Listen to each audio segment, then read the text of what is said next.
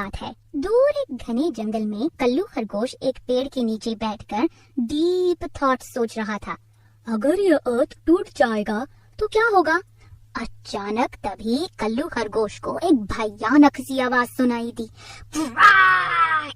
कल्लू खरगोश को लगा कि अर्थ सचमुच में टूट रहा है और वो उठकर हैरान परेशान होकर जंगल में भागने लगा।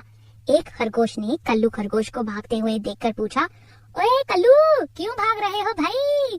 अर्थ टूट रहा है, तुम भी अपनी जान बचाकर भाग लो। दूसरा खरगोश ये सुनकर डर के मारे भागने लगा। उसे भागते देखकर बाकी के सारे खरगोश अर्थ के टूटने की बात सुनकर डर के मारे जंगल में भागने लगे।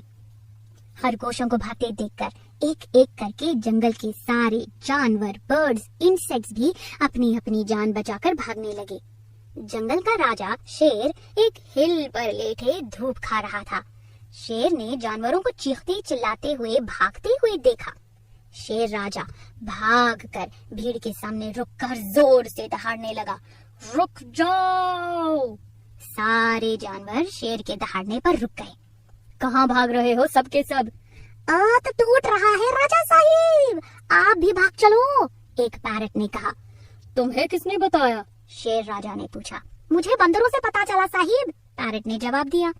जब बंदरों से पूछा गया तब पता चला कि उन्हें अर्थ के टूटने की बात हिरणों से पता चली और हिरणों को हाथियों से, हाथियों को टाइगर्स से और टाइगर्स को भेड़ियों से।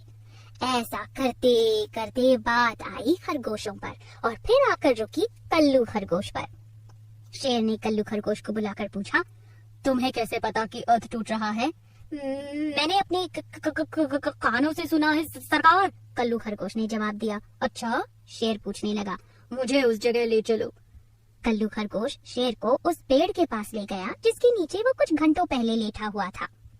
शेर ने देखा कि वो एक नारियल का पेड़ था और कल्लू खरगोश को पत्थरों पर गिरते हुए नारियल की आवाज आई थी। ये देखकर शेर ने जंगल के सारे जानवरों से कहा, अर्थ बिल्कुल भी सेफ है, अपने अपने घर वापस जाओ और अगली बार किसी बात को बिना सोचे समझे बिलीव मत कर लेना।